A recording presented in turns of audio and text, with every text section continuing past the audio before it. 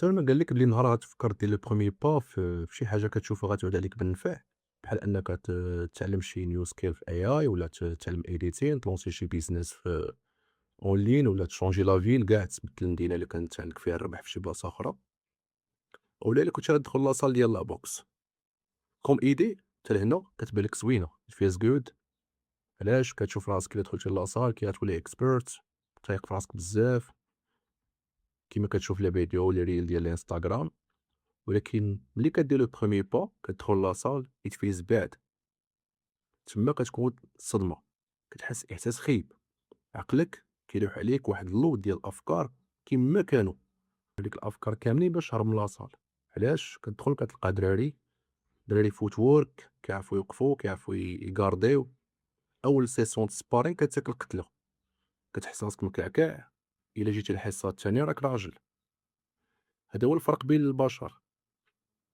ميم شوز بدل لافيل، كتبدل لافيل كتمشي تقلب على اللوايي كتسكن، باقي البورتفوليو ديالك تما والو، حتى ما كيعرفك، حتى واحد ما كيعرفك، ما عرفتش لي كافي ما عرفت حتى شي حاجة it feels bad. إلا كملتي سيمانة وما رجعتيش لداركم راك راجل. same shit. كتخلص سبسكريبشن ديال شي AI model كتريني فيه شوية برومبت عندك عيانة كتسمح فيها same shit. بمعنى هادي كنسميوها paradox of growth. بلا في هاد الحالة ملي كيشوف activité جديدة كيعرف بلي خاصو discipline خاصو التزام خاصو effort مدة طويلة باش يلاه يرتاح. في هاد الحالة كيحاول يطبق عليك الconfirmation bias، بمعنى أنه كيشوف الحوايج اللي أفكار ولا أي ملاحظات في داك التجربة اللي غتعاونو باش يقنعك أنك تستسلم، بحال أنك في لاصال ديال البوكس غتكون في سبارين سيسون سبارين ترونكيل كتغاردي شوية كتعلم، غتجيك شي أبركات غدكدكك غيقول لك صافي هادشي راه ماشي ديالك. مثال اخر تكون مثلا في غير AI كنتعلم مثلا AI مثلا كتحط شي برومبت الريزولتا كيطلع نول، الأول الثاني نول الثالث نول، كتقول هادشي ماشي ديالي واقيلا. هنا كيفاش شنو كيطرا في الدماغ؟ الدماغ كيترجم بهاد الحالة أي effort كبير كيهدد البقاء. هو كلما كان الدماغ مرتاح كلما كانت انرجي saved كلما هو راه كيحس بالامان.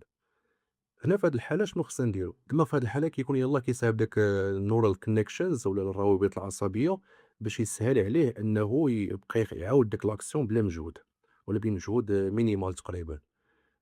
مثال على ذلك مثلا نفترضوا ساكن انت في شي تيران في شي غابه مثلا، عندك شي شالي في شي بلاصه واول مره غتمشى في داك التيران وما عارفش منين دوز، مرول.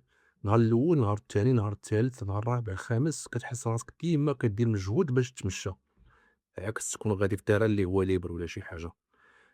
مع الوقت كتصايب واحد الdesire تبعت، راه كتشوفهم مثلًا في لي تيران في الخلا كتلقى بلاصة كيمشيو منها الناس، كتسهل عليك نفس في عقليًا تمشى في ديك البلاصة inconsciemment. هادشي اللي كيطرا للبشر بصفة عامة ملي كتدخل مثلًا لاصال ديال البوكس ولا AI ولا أي حاجة كديرها عاجباك، كتجلس تلقى راسك خدام وأنت ما حاسش. هادشي اللي كيبغي يديرو الدماغ بصفة عامة.